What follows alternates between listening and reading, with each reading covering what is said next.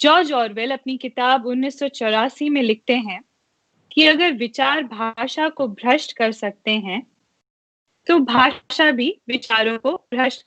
But if thought corrupts language, language can also corrupt thought. George Orwell from 1984। इसलिए आज बात करेंगे कि कैसे भाषा विचारहीनता को स्वरूप दे रही है, कि कैसे सेलिब्रिटीज, सरकार, जनता मीडिया की भाषा के मायनों में बिना संदर्भ के अपना अपना नजरिया ढूंढ लेती है। आखिर किस बोझ के तले दबी है हमारी मीडिया की भाषा? ना तो वो एकेडमिक भाषा की तरह बौद्धिकता का बोझ ढोने को बाध्य है, ना ही सिनेमा की तरह क्रिएटिव होने का बोझ उस पर है। तो फिर क्यों जरूरी हो जाता है मुद्दों को अलंकार की तरह बताना? जैसे कि दिल्ली की चौखट पर जमे हजारों किसान आज भी घमासान। क्या ये 280 कैरेक्टर्स के ट्वीट्स की वजह से है, या नियत की कमी की वजह से, या किसी डर की वजह से, या दृष्टिकोण की कमी की वजह से? क्या ये विचारों की थकान है, या बाजार की हड़बड़ी? क्या है मीडिया? क्यों मीडिया ने इस तरह किसानों के मुद्दों को झुटलाया या कम आंका या किसी और तरीके से बताया? इन्हीं सभी मुद्दों पे बात करने के लिए आज हमारे साथ हैं वरिष्ठ पत्रकार उर्मिलेश टी। स्वागत है सर आपका। आज हम इस तरह इस पिछले बीते 10 दिनों में, या मैं यूं कहूंगी पिछले 2.5 महीनों में किसानों के आंदोलन को कवर किया गया है, किस तरह के सवाल पूछे गए हैं, किस तरह के वर्ड्स या किस तरह के शब्दों का इस्तेमाल किया गया है। तो बिना देरी किए मैं एक्चुअली पहला सवाल आपसे ये पूछना चाहती हूँ। भाषा का प्रयोग किया गया है, कभी खाल कभी ये कहकर कि इनको पता नहीं है, ये भ्रमित हैं, कभी ये कहकर कि इनको उकसाया गया है। ये क्या क्या वजह है इसके पीछे? की प्रतिनिधित्व की कमी है एग्रीकल्चर से किसी रिपोर्टर की, या न्यूज रूम में किस तरह से बाजार आ गया ये वजह है, या फिर कंप्लीटली नियत की ही कमी है इस तरह से किसानों के आंदोलन को कवर करने की? देखिए, इसमें जो सबसे बड़ी जो बात है, चूंकि आपके सवाल में जवाब संभावित हैं कि भाई ये उनके प्रोफेशनल या उनके समझदारी की कमी है या नियत की। तो अगर मैं आप ही के सवाल में जो दो चीजें शामिल हैं उसमें से मैं नियत की बात करूंगा, और वहीं से शुरुआत करूंगा कि दरअसल ऐसा नहीं है कि वो चीजों को जानते नहीं है, समझते नहीं है। मैं ये मान सकता हूं कि किसी चैनल में या किसी अखबार में बहुत सारे लोग नहीं भी जानते होते हैं, क्योंकि भारत में मीडिया में रिक्रूटमेंट जो है या जो प्रोफेशनल जो एक गुणवत्ता है उसके लिए प्रशिक्षण या पढ़ाई लिखाई की जो कमी है वो तो बहुत है, इसमें कोई दो राय नहीं है। रिक्रूटमेंट भी हमारे यहाँ बहुत ट्रांसपेरेंट नहीं है, उसकी वजह से तरह तरह के लोग मीडिया में आते हैं और उनका कमिटमेंट मीडिया के जो अपने काम है उसके प्रति कम होता है, या कई बार वो अगर होता भी है तो दिखता नहीं है। लेकिन ये मामला इसमें नहीं आता, क्योंकि मीडिया में जो योग्य या समझदार लोग हैं, और कई बार उनको देखा जाता है कि वो चीजों को जानते समझते हैं, फिर भी वो उल्टा करते हैं, यानी जो उनको करना चाहिए उसके बिल्कुल ठीक उलट काम करते हैं। तो इसका मतलब यह है कि ये समझ का मामला केवल नहीं है। समझदार कुछ लोग नहीं हो सकते, या मान लो आधे लोग नहीं हो सकते। 100 लोगों का स्टाफ है, उसमें हम मान सकते हैं कि 50 लोगों को मालूम नहीं कि ये किसानों का बिल क्या है, या ये 3 जो कानून पास हुए उनमें क्या कंटेंट है। क्योंकि आजकल इंटरनेट पर सारे के सारी चीजें भी नहीं है कि हम लोगों के जमाने में जब हम लोग रिपोर्टर थे कि जब तक डॉक्यूमेंट साथ ना हो तब तक हम नहीं पढ़ पाते थे। आज पार्लियामेंट में कोई आपका पास होता है कानून, और वो कानून कुछ ही देर के बाद आपके सामने होता है। यहाँ तक कि कई बार स्टैंडिंग कमेटी की जो रिपोर्ट्स आती हैं टेबल हुई और तब तक वो बाकायदे अपलोड कर दी जाती हैं। तो इसलिए आज वो स्थिति नहीं है। तो ये बुनियादी तौर पर सौम्या मैं कहूंगा कि ये नीयत का मामला है। और नीयत का मामला कैसे है? क्योंकि भारत में हाल के वर्षों में, मैं अखबारों के बारे में तो नहीं कहूंगा, सारे अखबारों के बारे में, लेकिन जो टेलीविजन चैनलों का बहुत बड़ा हिस्सा है वो मीडिया का काम नहीं कर रहा है। वो दरअसल इस हमारे देश का जो सत्ताधारी जो वर्ग है, सत्ताधारी जो संरचना है, उसके एक उपकरण के तौर पे काम कर रहा है, उसके लिए एक प्लेटफॉर्म के तौर पे काम कर रहा है। और कई बार हमने देखा है कि सत्ताधारी दल को जो कुछ करना होता है वो पहले वो मीडिया में पेश कराता है। यानी वो जो सत्ताधारी दल है वो पहले मीडिया के थ्रू चीजों को फ्लोट कराता है।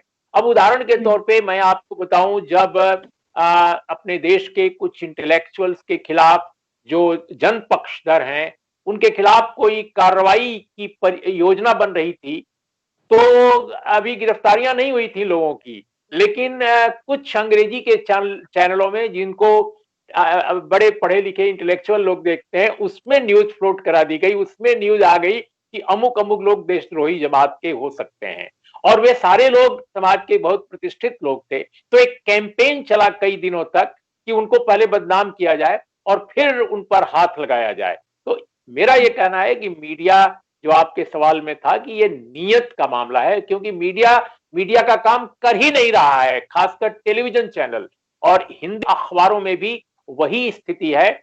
वहां इग्नोरेंस भी है और डिसऑनेस्टी भी है। वहां भी नियत का मामला भी है, लेकिन वहां पर इग्नोरेंस भी है। उदाहरण के तौर पे जो ग्रामीण क्षेत्र है भारत का और जो किसानों का इशू है, एक सर्वे कराया था सीएसडीएस ने, काफी पहले की बात है, और उसमें पाया गया था कि सर्वाधिक जो रूरल डेवलपमेंट और कृषि क्षेत्र है वो अंग्रेजी के एक अखबार में कवर किया जाता है, और वो भी 3%, 3 पॉइंट समथिंग ऐसे कुछ था। इस समय हमको एग्जैक्ट आंकड़ा नहीं याद आ रहा है, लेकिन वो भी बहुत कम था। और हिंदी के जो बड़े अखबार हैं, उत्तर प्रदेश से, बिहार से छपने वाले, दिल्ली से छपने वाले, जिनके मल्टी एडिशन है, वहां पर किसी का 0.7 था, किसी का 0.8 था, 1.0 था, लाइक दैट। तो इतना कम कवरेज है शुरू से भारत में किसानों को लेकर, ग्रामीण क्षेत्र को लेकर। और उसमें जो ये आर्थिक सुधारों का दौर आया है, उसके बाद पूरी की पूरी जो मीडिया की इकोनॉमी है वो कारपोरेट के अधीन हो गई है। वो पाठक या श्रोता इसके अधीन नहीं है, बल्कि उनसे कोई उनको लेना देना नहीं। वो आप अखबार पढ़ें ज्यादा या ना पढ़ें, कोई फर्क नहीं पड़ता है उससे। बस वो सर्कुलेशन का एक आंकड़ा बनाते हैं। उनको भारी पैमाने पर विज्ञापन दो जगह से मिल रहा है, कारपोरेट और सरकार। सरकार खुश है, कारपोरेट खुश है, कोई कुछ नहीं बिगाड़ सकता किसी मीडिया का, ये उनके दिमागों में भर गया है। तो आपने उर्मिलेश सर जो डेटा बताया, आपने कहा कि 0.7, किसी जगह 1.0 और कहीं पे मैक्सिमम 4%। तो मैं अगर इसको मानूं कि अगर 100 लेख छपते हैं तो उनमें से मात्र 4 लेख भी एग्रीकल्चर या कृषि पर नहीं होते, और वो जो ऐसा हमारा 50% से ज्यादा लोग देश के उसमें जॉब करते हैं उस एरिया में। अच्छा, तो उमेश सर, मुझे एक बात बताइए कि हमने हाल ही के दिनों में, पिछले कुछ सालों में एक चीज देखी है कि कुछ एडिटर न्यूज चैनल के मालिक बन गए हैं, ओनर बन गए हैं, और कुछ जो ओनर करते थे बन गए हैं। तो क्या इस वजह से भी बदलाव आया है कि जो एडिटिंग न्यूज रूम है, उस न्यूज रूम में उस तरह के लोग ही मौजूद नहीं हैं जो शायद मार्केट से दूर सोच सके, बाजार से दूर सोच सके? या फिर आप मानते हैं कि अभी ये जो दौर है ये सिर्फ सत्ता पक्ष वाला दौर है, इस वजह से ये सब हो रहा है? नहीं, देखिए, हमारे देश में जो मीडिया का एक बड़ा हिस्सा है वो पहले भी प्रो पीपल कभी नहीं था। आई मीन, अगर आप देखिए, ईमानदारी से चीजों को रिपोर्ट करना, ये पत्रकार, इंडिविजुअल जर्नलिस्ट का अपनी एक गुणवत्ता होती थी। और ऐसे पत्रकारों को उस समय एक दौर था जब थोड़ा बहुत तरजीह मिलती थी। कुछ एक पत्रिकाएं, कुछ एक अखबार इस तरह का अच्छा काम करते थे जिनका मतलब था कि रिपोर्ट करना है, ईमानदारी से जर्नलिज्म करना है, वगैरह वगैरह। लेकिन ऐसा नहीं था कि पूरे भारत में या हमारे समाज में जो मीडिया है उसके ज्ञानात्मक संवेदन जिसको आप कहते हैं वो उस तरह का था, बिल्कुल नहीं था। अब जैसे गिनी चुनी मैगजीन्स थी, एक जमाने में दिनमान थी, उस तरह की मैगजीन थी। कुछ एक और अखबारों में अच्छे लोग काम करने वाले थे तो उनको करने दिया जाता था।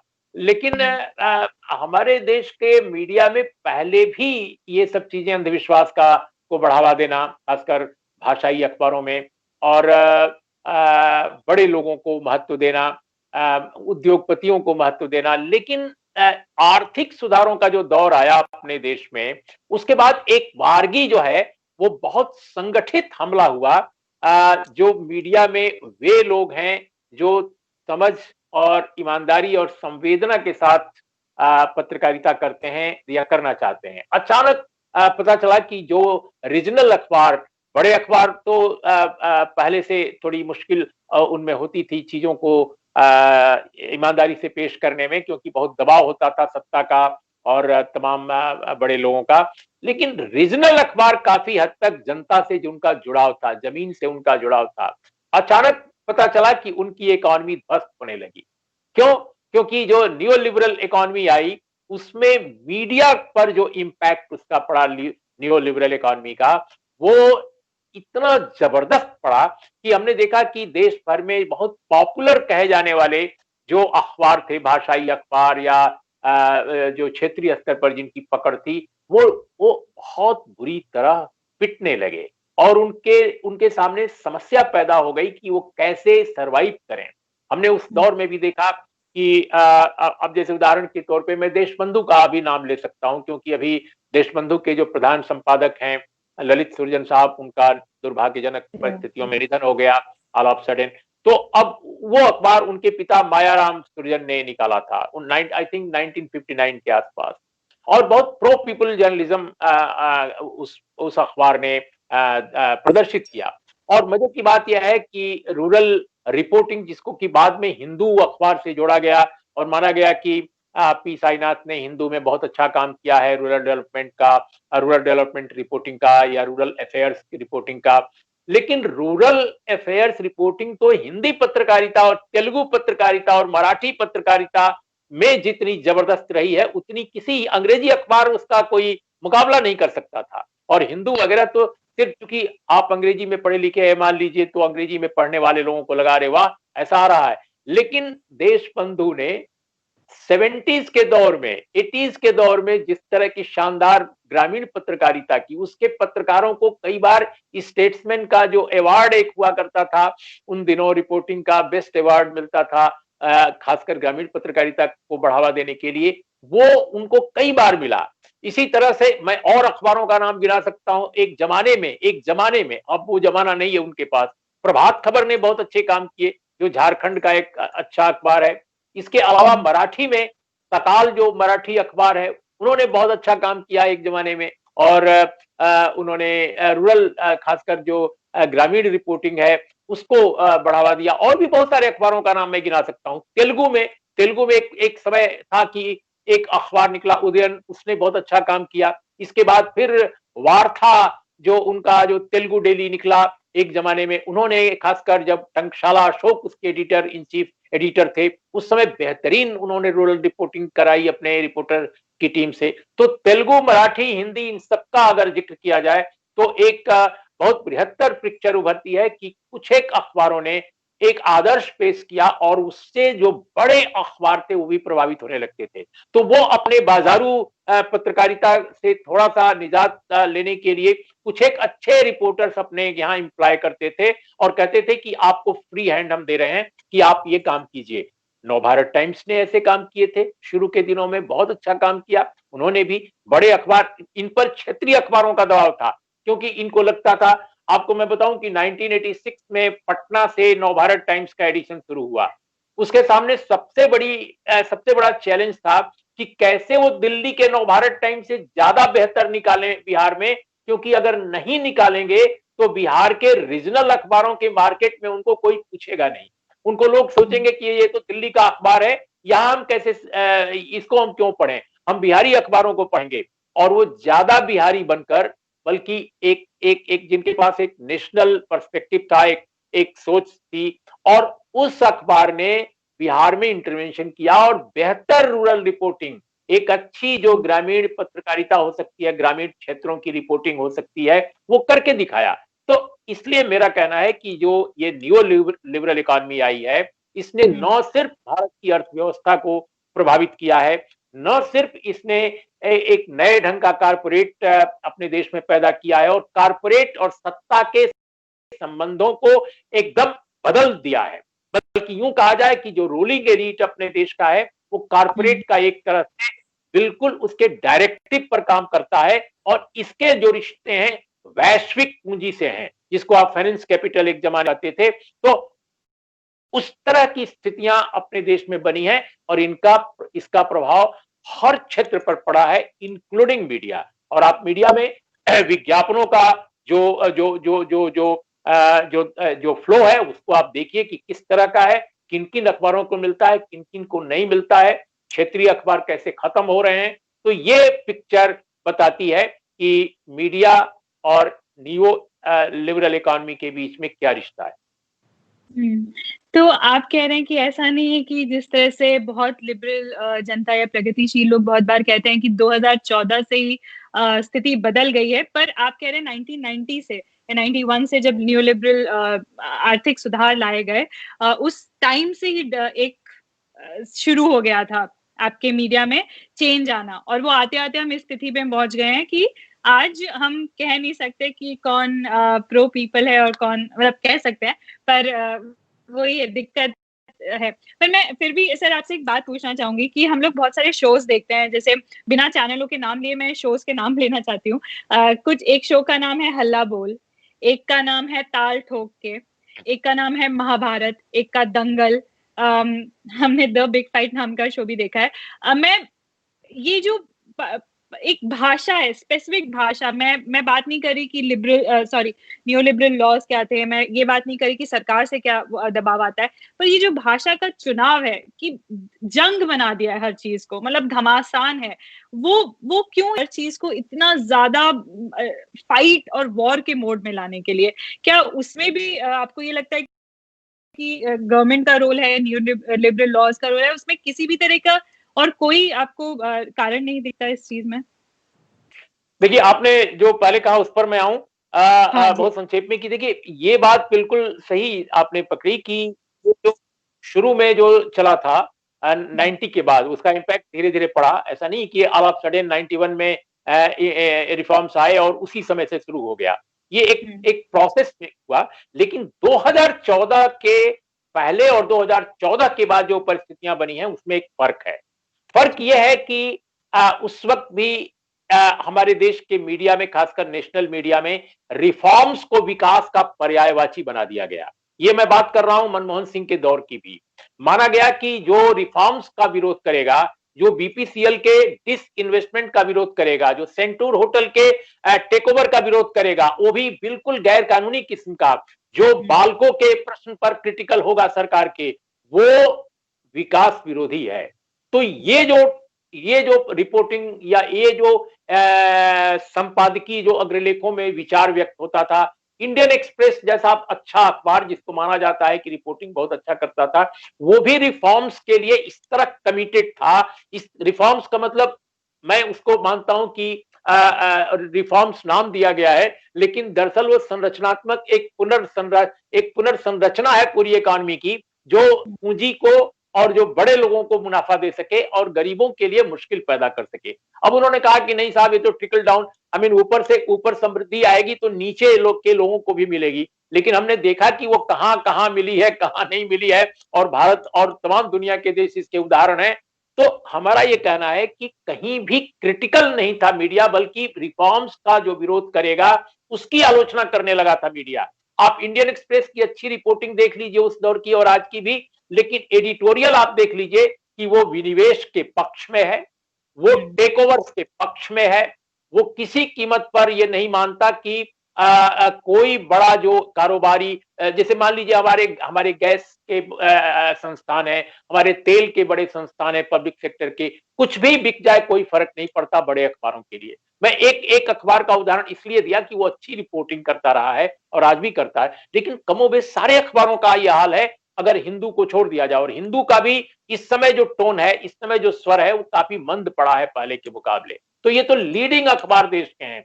अब आप उसमें कैसे कल्पना करेंगी कि कोई दैनिक जागरण या कोई भी हिंदी का अखबार जहां पर सोच और संवेदना और एक समझदारी और प्रतिबद्धता जो जर्नलिज्म की होती है उसकी भारी कमी है, जहां जहां जिस तरह से गैर जवाबदेह और गैर जिम्मेदाराना इंट्रो बनाए जाते हैं, लीड बनाए जाते हैं, शीर्षक बनाए जाते हैं, तो उनसे ये आप अपेक्षा भी नहीं कर सकते। अब आपकी जो दूसरी बात जो बहुत महत्वपूर्ण आपने पूछी, आपने जो दूसरा सवाल क्या किया, एक बार हल्का सा संकेत दे दीजिए। अब हल्ला बोल, दंगल, महाभारत, जिस तरह के युद्ध। हाँ हाँ, मैं समझ गया। तो ये जो टीवी चैनलों में नाम का जो प्रश्न है ना, किस तरह से इनका शीर्षक रखा गया है प्रोग्राम्स का, ये बताता है कि हमारे देश के जो टीवी चैनल हैं, वो हर चीज को एक ट्रिविलाइज कर आई मीन सतही बनाना। अगर मैं उसको मैं दर्शकों को ज्यादा कम्युनिकेट करने के लिए कहूं तो ये हर चीज को सतही बनाते हैं, बहुत ही उसको लो लेवल पर ले आते हैं ताकि लोग देखिए मीडिया का काम क्या है। मीडिया का काम पूरी दुनिया के जो समझदार लोग हैं या जिन्होंने मीडिया पर काम किया है या यूं कहा जाए कि जो एक वेल एक्सेप्टेड जो एक कंसेप्ट है मीडिया के बारे में या समाचार पत्रों के बारे में कि भाई वो सूचना देना और लोगों की समझ को बढ़ाना, यानी ज्ञान की दुनिया में लोगों को ले जाना सूचित करते हुए, ये मीडिया का अगर एक लाइन में मैं कहूं तो ये काम है। लेकिन ये चाहते हैं कि लोगों को सूचित ही न किया जाए, लोगों को बताया ही न जाए और लोगों के ज्ञान में बढ़ोतरी या उनकी जानकारी में बढ़ोतरी के बजाय उनको इस तरह उनके दिमागों में कूड़ा भर दिया जाए कि वो कभी भी किसी चीज को स्वयं एनालाइज न कर सकें। ये उनकी समझदारी को, जैसे हम देखते हैं कि गांव में, कस्बे में, ये मोहल्ले में, स्ट्रीट पर जिस तरह का एक आप मॉब देखती हैं, तो ये मॉब कल्चर को पूरे देश में एक ऑर्गेनाइज करने का पूरा तरीका है। अब मैं उदाहरण देकर अगर बात करूं आपसे कि जैसे कश्मीर का इशू है, जैसे ही आप कश्मीर पर कोई हिस्ट्री से जुड़ा हुआ, इतिहास से जुड़ा कोई पहलू उठाते हैं, किसी कानून की बात उठाते हैं, किसी संवैधानिक बहस की बात उठाते हैं, तो तुरंत देशद्रोही का एक तुरंत आप पर एक जड़ दिया जाएगा। और उस स्थिति में आप क्या बहस करेंगे? आप बहस की स्थितियां ही नहीं पैदा होने देंगे। तो इसीलिए ये जो शब्द है ना, दंगल, फिर अभी जिस तरह के शब्द हैं, इस तरह के शब्द दुनिया के किसी भी मीडिया में आप नहीं पाएंगी। लेकिन भारत के मीडिया, मैं तो कहता हूं कि आप जो अगल बगल के हमारे मुल्क हैं, नेपाल है, बांग्लादेश है, यहां भी इस तरह की शब्दावली का प्रयोग अपने देश के मीडिया में उन देशों के मीडिया में नहीं हो रहा है, लेकिन यहां हो रहा है। और इसका फायदा रूलिंग एलिट को मिल रहा है, जो आज का शासक जो समूह है उसको मिल रहा है, क्योंकि वो इसी तरह की भाषा पसंद करता है। आप सत्ताधारी दल के प्रवक्ताओं की भाषा देखिए और एंकर्स की भाषा देखिए, आप उनकी टाइटल देखिए और यहाँ जो नारे लगते हैं उनको देखिए। वो आप कल्पना कीजिए, आप नारों को पकड़ लीजिए सत्ताधारी दल के, जो हाल के कुछ वर्षों में लगाए गए हैं, चाहे वो लव जिहाद को लेकर हो, मंदिर मस्जिद को लेकर हो या जिसको लेकर हो, उन नारों की जो भाषा है बिल्कुल आक्रामक और हिंसक है। ठीक उसी तरह से टेलीविजन चैनलों की जो के बहुत सारे प्रोग्राम्स की भाषा है, उसमें हिंसा है, उसमें टकराव है, उसमें ज्ञान के विरुद्ध एक जिहाद है। अगर मैं उनसे उनसे उधार लेकर जिहाद शब्द का इस्तेमाल करूं, तो ये एक ज्ञान का निषेध जो है और सूचना का बिल्कुल क्रिपल कर दिया जाए, यानी सूचना मिनिमम आपको मिले। आपको ये मिले कि आज चंडीगढ़ से लेकर के और दिल्ली के बीच में कितने किसान जुटे हुए हैं, बस एक। लेकिन ये ना मिले कि किसानों से संबंधित जो तीनों कानून हैं उनके क्या प्रावधान है, उसमें क्या मतलब, उसका क्या बड़े कारपोरेट से और वैश्विक जो बड़े जो बड़ी कंपनियां हैं जिनको एमएनसीज कहते हैं, उनका इससे क्या रिश्ता है। अब वो केवल अभी जैसे मान लीजिए एमएसपी का मामला है, या मान लीजिए मंडियों का मामला है, ये दो मामले तो सामने लाए जा रहे हैं, लेकिन ये चीजें डिस्कस नहीं की जा रही हैं कि कैसे अल्टीमेटली इन कानूनों का फायदा भारत का कारपोरेट ही नहीं बल्कि दुनिया की बड़ी जो कंपनियां, जो भारत के फूड ग्रेन मार्केट पर जिनकी नजर है, भारत के फूड ग्रेन पर मार्केट पर इनकी नजर क्यों है? क्योंकि इनको दिखाई दे रहा है कि अभी महामारी है, इसके अलावा दुनिया के अनेक मुल्कों में मंदी है, तो एक नया जो इकोनॉमिक सिनारियो इमर्ज कर रहा है ग्लोबल स्तर पर, उस पर जो दुनिया में बड़ी कंपनियां जो जो फूड मार्केट में पहले से काम कर रही हैं, उनको लगता है कि भारत एक बहुत बड़ी मार्केट है और इस मार्केट को यहां पर आप साइकिल की कमी की जा सकती है, कार की कमी हो सकती है, कपड़े की कमी हो सकती है कि लोग कम खरीदें क्योंकि अब निकलना भी बहुत कम हो रहा है लोगों का वगैरह वगैरह। लेकिन सबको मालूम है कि फूड ग्रेन जो है सबकी जरूरत है, ये कभी खत्म नहीं होने वाली है जब तक कि भारत में हंगर की स्थिति लोग भूखों न मरने लगे। तो ऐसी स्थिति में फूड फूड ग्रेन मार्केट बहुत बड़ा पोटेंशियल इसमें है और यही कारण है कि जितनी बड़ी कंपनियां दुनिया भर की हैं विदेश की, वो सब चाहते हैं भारत में एंट्री, और ये जो कानून है दरअसल उनको एंट्री देने के लिए बनाया गया है, सामने लाया गया है, इसीलिए इतनी जल्दबाजी की गई है। ये सिर्फ अदानी अंबानी जो नाम लिए जाते हैं भारत के दो बड़े कारपोरेट के, वहीं तक सीमित नहीं है। ये जिन जिन कंपनियों का आप नाम ले लीजिए दुनिया की, जिनके बारे में हम सब जानते हैं, वो सारी की सारी कंपनियों के लिए ये राजद्वार खुल रहा है। इसको हम कहेंगे ना राजद्वार। तो राजद्वार जो खुल रहा है, इसकी मुखालफत में जो किसान हैं वो क्यों नहीं देशद्रोही करार दिए जाएंगे? सारे के सारे मीडिया की जो खासकर टेलीविजन चैनलों की जो चीख पुकार है, वो तो यही है ना कि कैसे इसको बदनाम कर दिया जाए, इस पूरे आंदोलन को, इसको कैसे बता दिया जाए, कभी खालिस्तानी कहते हैं, कभी पाकिस्तानी कहते हैं, किसी से बात नहीं बनती तो बोलते हैं कि ये विपक्षियों द्वारा कंस्पायर्ड है, मतलब वो उनकी प्लानिंग है। अरे भाई, विपक्षी इतने ताकतवर होते अपने देश में तो ये हाल होता? तो वो अगर मास मोबिलाइज करते उनके साथ तो चांद से लोग आ जाएं, वही बहुत बड़ी बात है। ये क्रेडिबिलिटी इस फॉरवर्ड मूवमेंट की है, ये किसानों के आंदोलन के नेतृत्व और उनके संगठन की क्रेडिबिलिटी है। और साथ में एक और बात है कि लोगों को लगा कि कोई उपाय नहीं बचा है, तो उसका ये रिफ्लेक्शन है। लेकिन मीडिया में आप देखिए, मीडिया कानून के बारे में भी नहीं बताता कि ये कानून में है क्या। अंग्रेजी अखबार बताते हैं कि कानून में क्या है, जिसको आम गरीब आदमी यूपी बिहार में नहीं पढ़ता, लेकिन हिंदी अखबार कभी नहीं बताता, चैनल कभी नहीं बताता। और चैनल में भी आप देख लीजिए, अंग्रेजी के एक आध चैनल ठीक ठाक बात कर लेते हैं कभी कभी, लेकिन उसी ग्रुप का हिंदी चैनल बिल्कुल उल्टी दिशा पर बात करता है। वो ये नहीं चाहते कि हिंदी में कोई भी 1 घंटे की भी ज्ञानवर्धक चर्चा हो।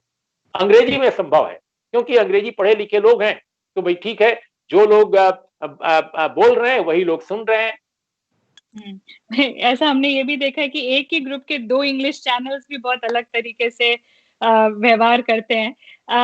उर्मिश सर, मैं एक बात जानना चाहती थी। हम लोग ने जब से कॉन्वर्सेशन स्टार्ट किया, अपना संवाद स्टार्ट किया, मैंने भी ये बात 2 बार कही और आपने भी ये बात 1 बार कही कि आपको तो पता ही है क्या कर रही है सरकार, हमें तो पता ही है कि न्यूलिबरल क्या होता है। ये जो हमने मान लिया है कि पता है, हमको पता है, हो सकता है मुझे भी ऐसा लगता है कि मेरे को आपसे बहुत कम पता होगा, पर ये जो हम इस्तेमाल करते हैं कभी कभार जर्नलिस्ट या एंकर्स या वो, कि इतना तो पता ही है, क्या हमको शायद इस पे और मेहनत करके बताने की कोशिश करनी चाहिए? शायद नहीं पता है, तभी चीजें इस तरह से हो रही हैं। क्या आपको लगता है ये कमी है, हम जो ज्ञान की राजनीति कहा जाता है जैसे कोट अनकोट? अरे बिल्कुल, आपका ये जो सवाल है बहुत अच्छी टिप्पणी आपने की है, क्योंकि लोगों को, यानी आम लोग जो हैं उनको वाकई बहुत सारी चीजें नहीं मालूम है। और ये हमने देखा है, खासकर जब मैं यूपी बिहार के गांव में जाता हूं, तो ऐसा लगता है कि लोग बिल्कुल नहीं जानते। और इसके पहले का दौर जो था, आज के मुकाबले ज्यादा लोग जानते थे। अशिक्षित लोग भी, जिनके पास साक्षरता भी नहीं है, ऐसे लोगों को भी मैंने देखा था कि उनके अंदर जानकारी होती थी, उनके अंदर समस्याओं के बारे में समस्याओं के बारे में एक सोच होता था। हम चूंकि स्वयं गांव में पैदा हुए और गांव में लंबे समय तक रहे बचपन में, तो हमने देखा कि लोग बहुत संवेदनशील थे, बहुत सेंसिटिव थे चीजों को लेकर। लेकिन आज का जो दौर है, मुझे लगता है कि जो ये टेलीविजन का जो मीडिया माने ये जो विजुअल मीडिया है उसके प्रसार ने और उसकी पहुंच ने लोगों की चेतना को काफी कैद कर दिया है एक ही ढंग से सोचने के लिए। इसीलिए मैं टेलीविजन चैनलों को केवल ये नहीं मानता कि वो केवल प्रोपेगेंडा का साधन है। दरअसल उन्होंने एक नई दुनिया बना दी और वो जो भारत में नई दुनिया बनी है वो कोई राजनीतिक दल का कार्यकर्ता ये काम नहीं कर सका आज तक जो भारत में टेलीविजन चैनलों ने किया है। और मैं इसीलिए मानता हूं कि आज जो सत्ताधारी दल है या उसके पीछे जो सांस्कृतिक अपने को कहने वाला संगठन है, दरअसल उसके जितने कार्यकर्ता इस देश में काम करते हैं वो बहुत मेहनत कर रहे हैं। और सच पूछिए तो भारत में कोई भी राजनीतिक दल, बल्कि मैं तो कहूंगा कि सभी राजनीतिक दलों को अगर मिला दिया जाए तो भी वे उनके कार्यकर्ता इस तरह संगठित ढंग से काम नहीं कर रहे हैं जितनी भारतीय जनता पार्टी आरएसएस के कार्यकर्ता करते हैं। मैं नाम लेकर कह रहा हूं। लेकिन भारत के हिंदी टेलीविजन चैनलों ने और अंग्रेजी भी इन सबने मिलकर पिछले 5-7 सालों में जो काम किया है वो कई बार मुझे लगता है कि बीजेपी के कार्यकर्ताओं से ज्यादा जबरदस्त काम किया है, खासकर मौजूदा शासक समूह के लिए। और उनकी जो सोच है, उनकी जो चिंतन धारा है उसको जन जन तक पहुंचाने के लिए आप मंदिर मस्जिद के सवाल को देख लीजिए, आप रिजर्वेशन के सवाल को देख लीजिए, आप सोशल जस्टिस के और इश्यूज को देख लीजिए, कहीं लगता नहीं दूर दूर तक कि कोई राजनीतिक दल का कार्यकर्ता वो काम कर सका है जो टेलीविजन चैनल ने किया पिछले दिनों। जैसे छोटी सी बात मैं उदाहरण के तौर पे पेश करूंगा कि हमने देखा कि बीच में ये इशू आ गया था कि भाई हमारे देश में जो रिजर्वेशन हुआ कि अपर कास्ट के लिए 10% रिजर्वेशन हुआ, उसकी टेलीविजन चैनलों में कहीं कोई इस तरह की चर्चा नहीं हुई कि भाई इसके पीछे क्या कारण है कि ऑल ऑफ सडन ये आ गया। ऐसा तो कभी सोचा नहीं गया था क्योंकि ये भारत के संविधान में है नहीं। भारत का संविधान जो एफर्मेटिव एक्शन की रिकमेंडेशन करता है वो सोशल एजुकेशनल बैकवर्डनेस पर है, वो इस आधार पर नहीं है कि कोई अनएम्प्लॉयड है या कहीं किसी की आर्थिक पिछड़ापन है। आर्थिक पिछड़ेपन के आधार पर कहीं कोई एफर्मेटिव एक्शन का रिकमेंडेशन भारत का संविधान नहीं करता। लेकिन देखिए टेलीविजन चैनलों ने उस दौर में क्या किया। लेकिन जब यूनिवर्सिटी में दिल्ली यूनिवर्सिटी में जब वही मामला आया रोस्टर सिस्टम का, तो चैनलों ने बिल्कुल जैसे लगता है कि लाठी उठा लिया, उसको बिल्कुल इंडोर्स नहीं किया जो लोग एजिटेशन कर रहे थे, या उनकी बात भी सामने लाने की नहीं की। आप इसी तरह से न्यायालय और मीडिया दोनों का जो बदलता हुआ चेहरा आप देख रहे हैं वो मैं समझता हूं कि आज से कुछ साल पहले तक भारत में ये चेहरा कम से कम नहीं था। तो ये एक बड़ा बदलाव है। तो एक बात बताइएगा, मेरे दो आखिरी सवाल हैं, छोटे कोशिश करूंगी बहुत छोटे में पूछूं। आपने जिस तरह से बताया पूरा, उसमें ऐसा लगा कि सरकार और आर्थिक चीजों को अगर हम हटा भी दें, और आप एक बहुत इंपॉर्टेंट बात करते हैं कि सूचना बिल्कुल हटा देनी है या बिल्कुल मिनिमम कर देनी है, ताकि या तो लोग कंस्ट्रेन हो जाएं या एक तरह की विचार शून्यता या विचारहीनता आ जाए, लोग सोच ही नहीं पाए। मेरा सवाल है कि क्या जो जर्नलिस्ट या एंकर्स हैं, क्योंकि अब हमारा दौर ऐसा आ गया है कि 280 कैरेक्टर्स में ट्वीट करना होता है, आपको बहुत जल्दी चीजें रिपोर्ट करनी होती हैं और चीजें बहुत लगातार तेजी से तेजी इस स्ट्रक्चर ने, ये जो स्ट्रक्चर मौजूद है सोशल मीडिया का, इसने ये चीज करी है या फिर हम लोग रिपोर्टिंग से हटकर टिप्पणी करने लग गए हैं? अब मुझे पता नहीं कि रिपोर्टिंग का असल मायना तो मैं आपसे आखिरी सवाल में पूछूंगी, पर ये जो टिप्पणी करने की आदत है कि आप इंफॉर्मेशन ना दें, आप अपनी प्रतिक्रिया पहले दे दें और लीडिंग क्वेश्चंस पूछ लें, क्या इस वजह से भी चीजें हो रही हैं? नहीं, ये भी, इसका भी एक असर है, ये बात मान सकता हूं, लेकिन ये बहुत बुनियादी नहीं है। ये बेसिक फैक्टर नहीं है।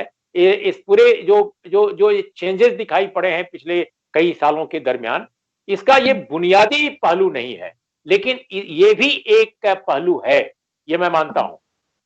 लेकिन जो बुनियादी पहलू मुझे लगता है, मैं फिर उसी बात को रिपीट करूंगा, लेकिन मैं थोड़ा नए ढंग से, कि असल कहानी वही है कि आवाम जो है, भारत का जो समाज है, उसको ज्ञान की दुनिया से बिल्कुल वंचित कर दिया गया है। उसको सूचना वही दी जा रही है जो सूचित उसको किया जाना है। अब जैसे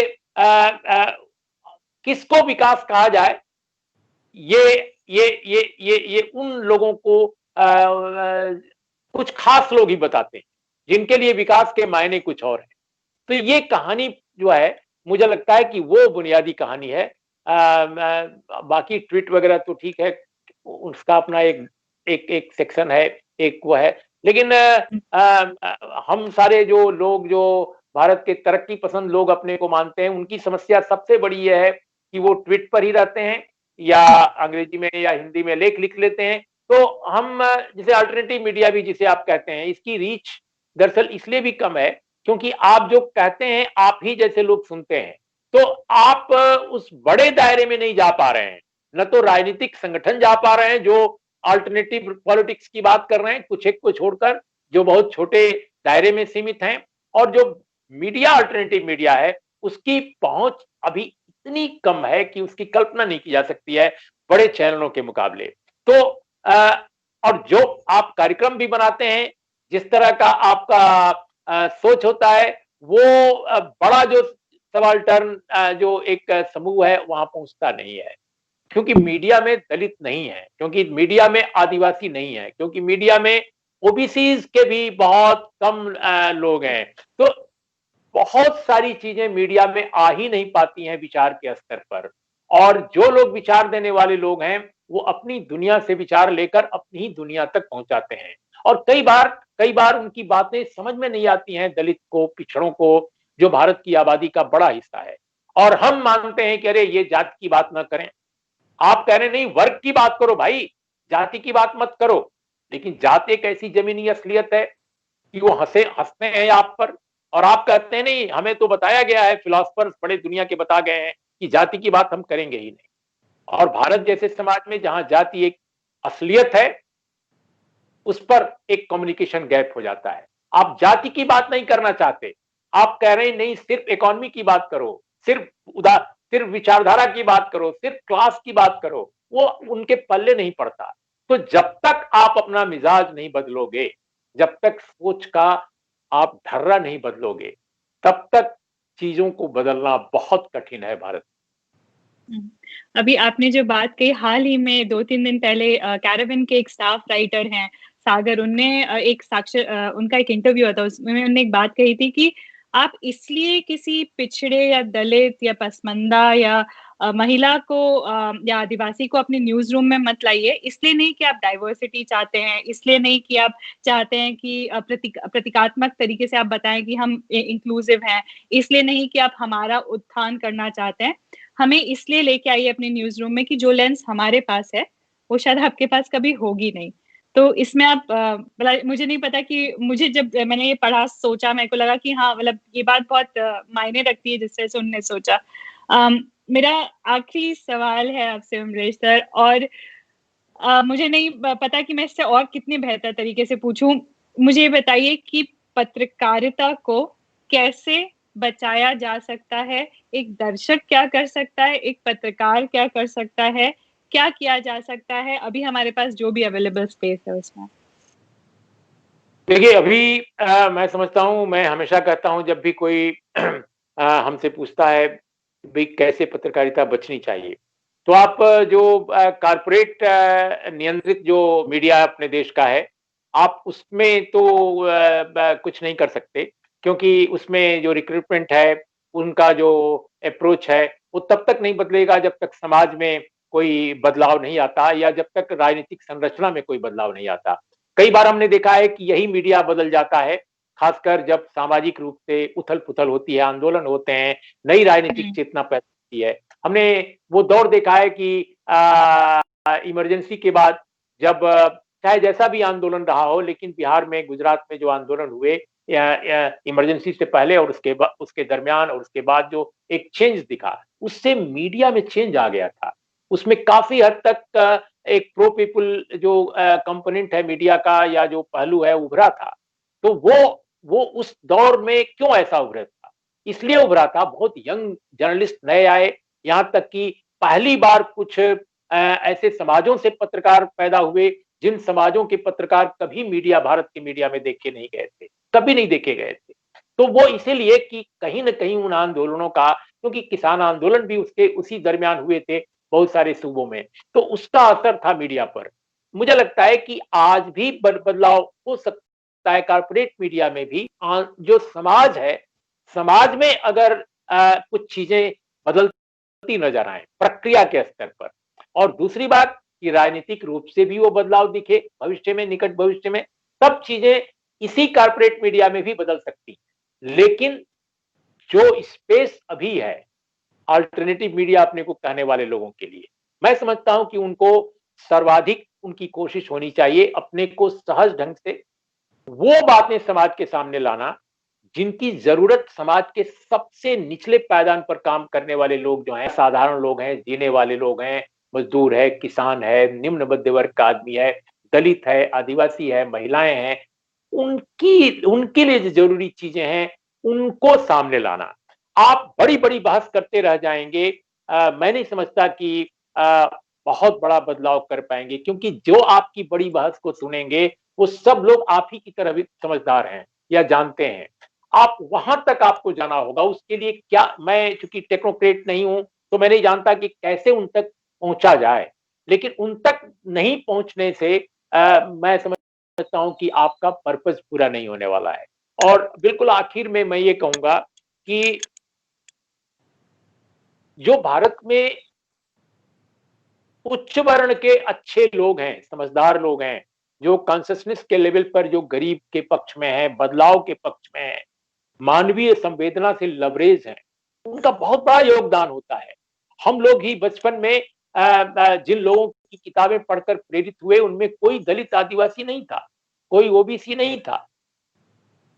एक अंबेडकर केवल थे जो भारत के संविधान की ड्राफ्टिंग कमेटी के चेयरमैन के रूप में जिनका नाम हम लोग जानते थे, लेकिन अंबेडकर की किताब भी नहीं मिली थी कभी हम लोगों को, क्योंकि अंबेडकर की किताबें उस समय उपलब्ध नहीं, छपी ही नहीं थी, खासकर हिंदी में। लेकिन राहुल सांकृत्यायन थे, यशपाल थे, और उन लोगों को पढ़कर हम लोगों ने बहुत सारी चीजें समझी। हमने इतिहास को समझा, मानव सभ्यता को समझा, मानव समाज को समझा, धर्म को समझा। लेकिन आज वैसे लोगों की भी कमी होती जा रही है। तो हमारा कहना है कि वर्ण ही सब कुछ नहीं है, वो बात सही है, लेकिन जब तक आप नहीं रिकॉग्नाइज करेंगे इन असलियतों को, इन सच्चाइयों को, तब तक बड़ा संकट है। और यही कारण है कि अल्टरनेटिव मीडिया में भी सबसे ज्यादा जरूरत है कि ज्यादा से ज्यादा ग्रामीण पृष्ठभूमि के जो जो जो अर्ध शहरी इलाका है वहां के लोगों को पत्रकार के रूप में जोड़ा जाए, उनकी राजनीतिक चेतना, उनकी बौद्धिक समझदारी में विकास किया जाए, प्रशिक्षण कार्यशालाएं हों, क्योंकि बड़े अखबार, बड़े मीडिया ग्रुप्स कोई प्रशिक्षण नहीं देते आजकल। वो जो बड़ी-बड़ी फीस लेकर पढ़ाते लिखाते हैं, वो भी केवल टेक्नोलॉजी दिखाते हैं कि वीडियो ये बनाना है, वो करना है। तो ये मेरा कहना है कि अल्टरनेटिव मीडिया के नाम पर काम करने वाले लोगों को नई पहल करनी होगी, और पुरानी जो लकीर के फकीर बनकर लोग चल रहे हैं, उससे बड़ा फायदा नहीं होने वाला है। बहुत शुक्रिया सर सारी बातें बताने के लिए, और आपका जो मैं हम लोगों ने आज कीमती वक्त दिया। इस पूरे दौरान पिछले 10 दिन में आपने लगातार इस तरह के शब्द अपनी स्क्रीन पर देखे होंगे। ऐसा नहीं है कि मीडिया में चीजें मौजूद नहीं है, पर जिस तरह से उमेश सर ने कहा कि वो शायद पहुंची नहीं है, या फिर कहीं नियत की कमी है, कहीं सरकार का दबाव है, कहीं न्यूलिबरलिज्म का जो दौर है, सर्वाइवल का इंस्टिंक्ट है, कहीं पर एक सामाजिक चेतना की कमी है, कहीं पर न्यूज रूम में प्रतिनिधित्व की कमी है। बहुत तरह की बातें हैं जिस वजह से आज जो किसानों के आंदोलन को हम देख रहे हैं, उसकी रिपोर्टिंग को, या फिर रिपोर्ट जो मिसिंग रिपोर्टिंग है उसको भी देख रहे हैं, वो उसका दिक्कत है। आखिरी में क्योंकि किसानों का दिन है, मैं रमाशंकर विद्रोही जी की कविता से अंत करना चाहूंगी, क्योंकि भाषा की भी बात है। मैं किसान हूँ, आसमान में धान बो रहा हूँ, कुछ लोग कह रहे हैं कि पगले आसमान में धान नहीं जमा करता। मैं कहता हूँ पगले, अगर जमीन पर भगवान जम सकता है तो आसमान में धान भी जम सकता है, और अब तो दोनों में से कोई एक होकर रहेगा। या तो ज़मीन से भगवान उखड़ेगा या आसमान में धान जमेगा। किसानों के आंदोलन का जो जज़्बा है, वो शायद यहीं से निकल कर आता है। आप लोग कोशिश कीजिए कि सिर्फ़ एक बायस्ड व्यू ना लें, तमाम तरह के लोगों को सुनें। हम नहीं चाहते हैं सिर्फ़ हमें सुनें, बट जो भी आपके पास अवेलेबल है, और कोशिश कीजिए कि इस किसानों का जो बड़ा सारा आंदोलन है, उसको आप डिमीन ना करें, उसको नीचा ना दिखाएँ। बहुत शुक्रिया सर हमसे जुड़ने का और इतनी सारी बातें बताने का। नमस्कार।